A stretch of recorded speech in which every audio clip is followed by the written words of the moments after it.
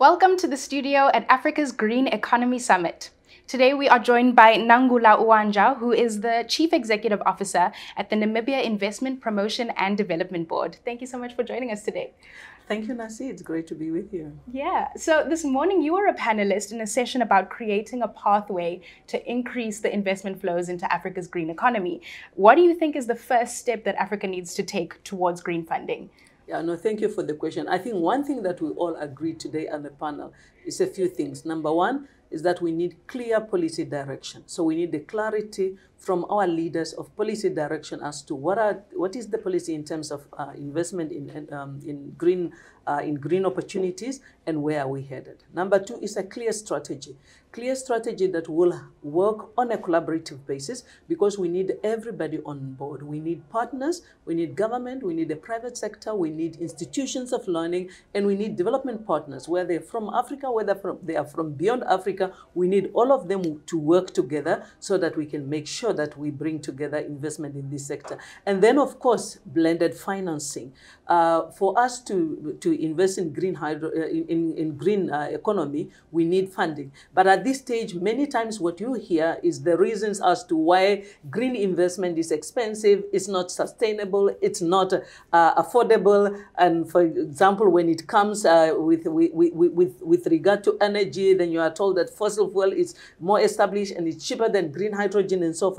And therefore, we need commitment to funding, and we need blended funding so that we are able to produce alternative sources of energy at affordable prices. And where do you think the greatest investment opportunities lie in Africa's economy? Yes, so the greatest opportunities, of course, lie in, for example, renewable resources. So yes, we know that Africa is the land where the sun is, where the sun shines. And the examples of Namibia, we said that Namibia has got almost like 360 days of light, of sunlight. And then we've got a lot of wind resources. So Africa, with all these abundant resources, we definitely have got an opportunity to supply the world and to supply our continent with renewable resources. And then, yes, also when it comes to Africa, we got the minerals. When we're talking about the minerals that are needed in the energy transition, we have got lithium, we've got cobalt, so every one of these minerals that are needed are in Africa. So we need investment in those minerals. We need investment in terms of renewable energies, but we also need investment in industries, because one thing we cannot do, we cannot continue to export the jobs of young Africans to outside Africa by taking the resources out of the ground, export them in raw material, have them create jobs somewhere else. We need to invest in industries, build the capacity in Africa, have the skills that are necessary so that we can have products that are 90-something% ready to get to the market. And I'm glad you decided to zone in on Namibia specifically, because Namibia has so much power generation potential. And recently, Namibia's leaders have decided to change that into a game changer for green hydrogen on the African continent. So how do you think Namibia's green hydrogen market should approach this opportunity? So I think the one thing that we need to consider when we look at the green hydrogen opportunity, sometimes we look at ourselves as Namibian and we always count ourselves in terms of the population. So we say we are a small country because we are 2.5 million people. But Namibia, of course, from a landmass perspective, is a huge country. And it's a country that has got a lot of potential. So yes, we are blessed with abundant resources. And like you have said, when it comes to energy, there is 4 ingredients of green hydrogen, for example. There's a lot of wind, there's a lot of solar, it's a lot of water, and it's a lot of land. And Namibia has got all of that. So what we need to do is then not look at us in terms of 2.5 million. Do we have enough people to consume whatever we need to produce? We have to look at the resources that we have. And given that resources, then we say we have got the capacity, number one, first to decarbonize Namibia, and then, of course, to support the decarbonization of our neighboring countries, as well as the decarbonization of the planet at large. So when we do that, then we need to work. So I think at this stage, as we approach this one, government has done well. We are very clear when it comes to policy. The president is very clear. He has put a plan in place. He's got a strategy. He has got the institutions. And now we need leadership from the private sector. So the private sector normally, because the Namibian private sector is smaller, most of the time is dependent on other countries, then we're sitting down and waiting for investors. And what we need to do as a country is approach this industry by standing up and saying, okay, if the production of green hydrogen is going to happen in Namibia, what does the value chain look like? What does the industry look like? How can we as Namibians take charge of developing this industry? What are the skills that are required? How much of which materials will be required? So if we have got, number one, we've got the minerals, the mineral resources, whether it is lithium, whether it's silica that is needed for PV panels. So you can almost start from cradle to the grave when it comes to energy. Start with silica in the ground, produce PV panels in Namibia.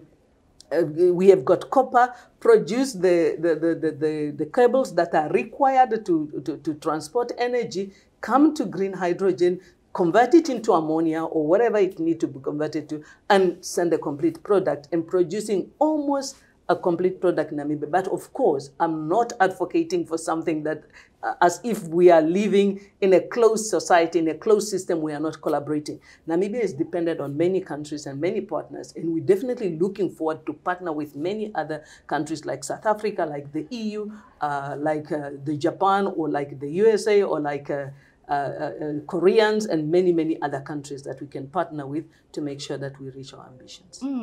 And zoning out a little bit more and looking at the African continent as a whole, you know, many industry experts have been speaking about how we can create a local value chain on the African continent as a whole.